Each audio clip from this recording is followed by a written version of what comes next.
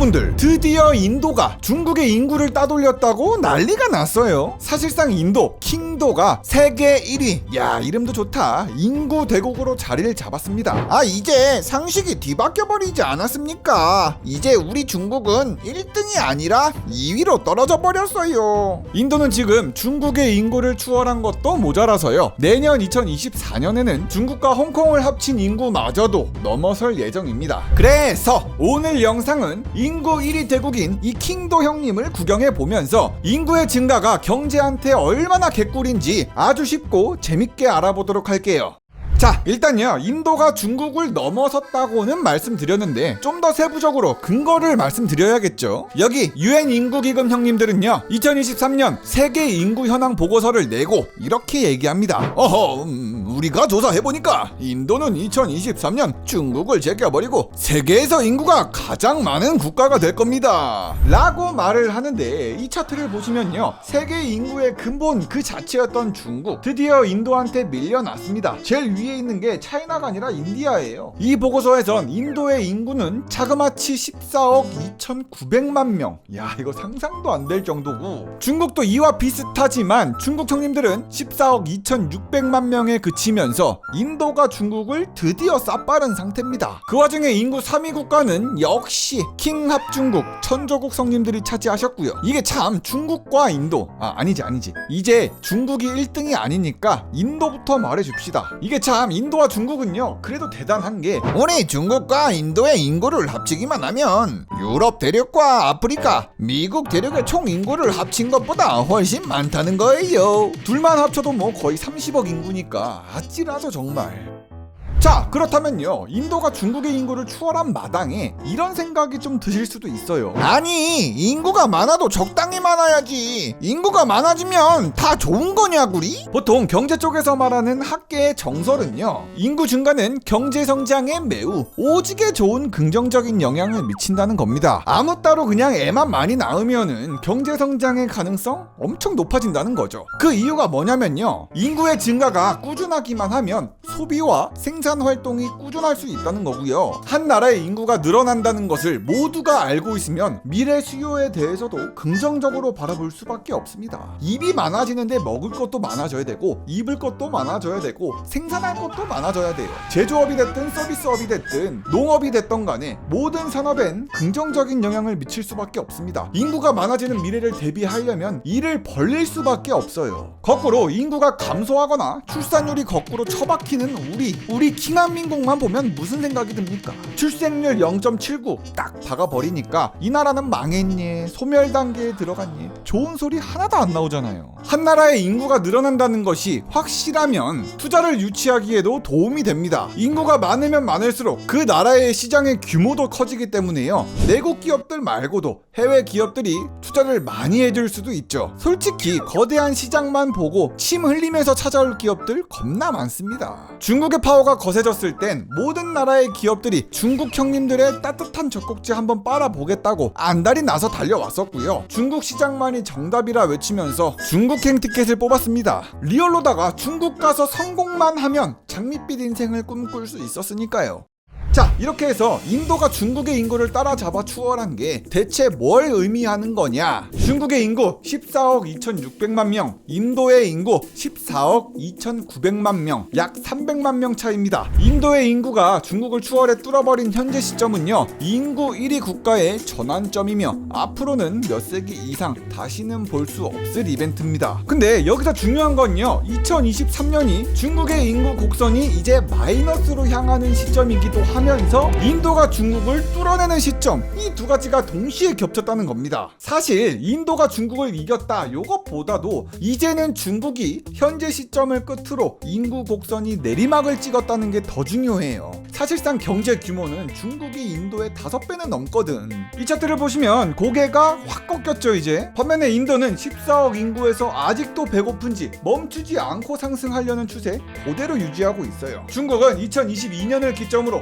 인구가 감소하기 시작했습니다. 좀 더 자세히 살펴보면요, 여기 2022년 중국의 인구가 성장이 아니라 마이너스, 줄어버리기 시작한 시점이 여기 있어요. 불과 4, 5년 전까지만 해도 중국의 인구 성장세는 확실했지만 확 떡락해버린 거죠. 근데 여기서 재밌는 포인트가요, 여기 1960년대 인구 성장의 그래프가 없죠. 중국은 2022년에 인구 감소를 했는데 요게 첫 경험이 아니라 1960년에 이미 중국은 인구 감소를 경험한 적이 있습니다. 이때가 왜 그랬냐면요, 중국의 마오쩌둥 형님이 농업 정책으로다가 대약진 운동 오지게 해봤는데, 네, 그렇습니다. 다 조졌었죠. 1960년대 중국은 수백만 명이 아사하면서 사상 처음으로 중국은 인구 감소를 겪어야 했습니다. 그럼에도 불구하고 1960년대 이후 중국은 늘어나는 인구가 버거워지기 시작하니까 1979년 중국 정부는 이렇게 얘기합니다. 아니, 중국의 인구가 너무 많아지니까 감당조차 안 됩니다. 인구 증가가 지속 불가능한 수준에 도달하지 않도록 열심히 해야 합니다.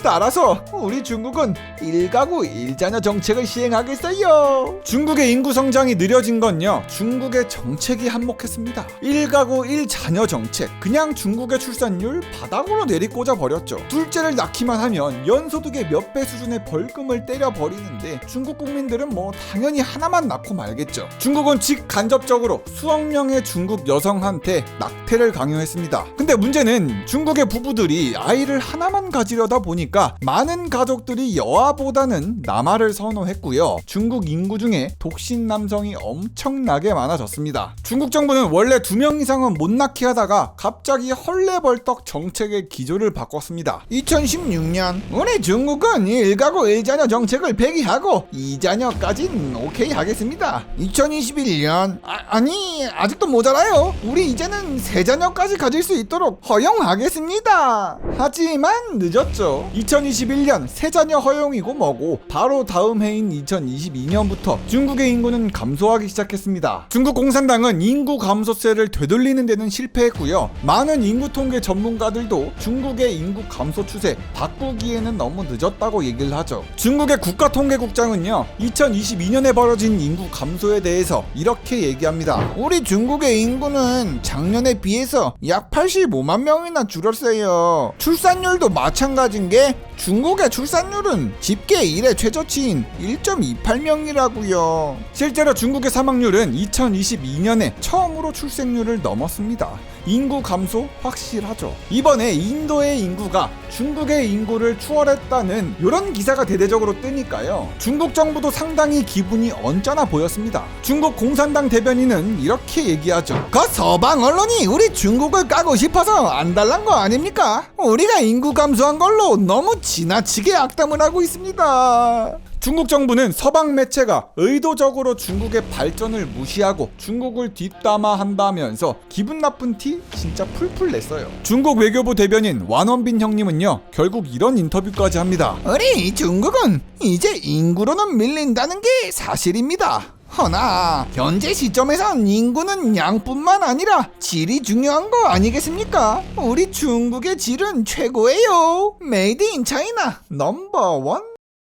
자, 여태까지 중국은 노동력의 천국이었습니다. 수십 년 동안 중국은 전 세계로 수출되는 상품을 공급하는 세계 경제의 엔진이자 원동력이었거든요. 왜 중국이 세계의 공장이란 말까지 나왔겠습니까? 중국의 대타로서 인도가 떠오를 수 있는 게 어떻게 보면 당연하기도 합니다. 인구가 많아서 노동임금이 저렴하고 그만큼 또 시장은 크고, 인도가 브릭스에 편입되고부터 솔직히 10년도 넘게 됐잖아요. 브릭스 외친 게. 제가 대학생 때부터 인도의 붐은 온다, 브릭스의 붐은 온다 이러면서 존버하는 사람들 진짜 많았거든요. 펀드 오지게 들었어 진짜. 아니 그러면 인구의 탑티어급으로 올라선 인도 같은 경우엔 인구는 오지게 많은데 왜 중국처럼 경제적으로 부강해지질 않은 겁니까? 중국은 값싼 노동력을 활용하려고 1978년부터 개혁개방 정책을 제대로 했잖아요. 중국은 거대한 시장과 높은 생산성, 낮은 인건비를 바탕으로 경제 발전을 이뤄냈습니다. 1980 1980년부터 중국의 성장은 정말 눈부심 그저 빛 자체고요. 매년 평균 6에서 7% 성장을 만들어냈습니다. 허나 인도는 중국보다도 값싼 노동력을 갖고 있음에도 불구하고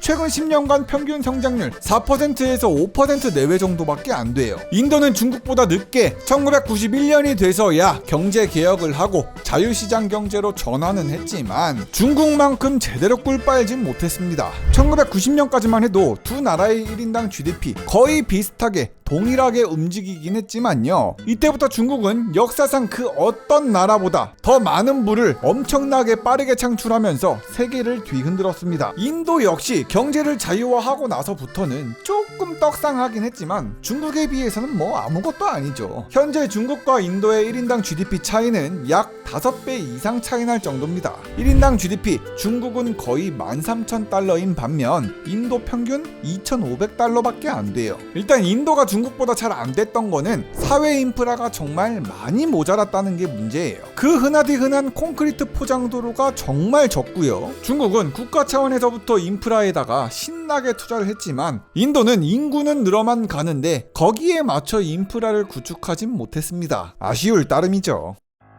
자, 그렇다면은 현재 인도의 경제 정책은 어떤 방향으로 가고 있냐? 지금도 인도의 인프라는 부족한 상태냐? 물론 부족하긴 한데요. 인도의 모디 총리 이렇게 얘기합니다. 우리 인도는 중국의 경제 성장 방법을 그대로 베껴오고 싶습니다. 이제 중국의 인건비가 조직에 비싸졌으니 많은 기업들이 우리 인도로 넘어오시면 되지요.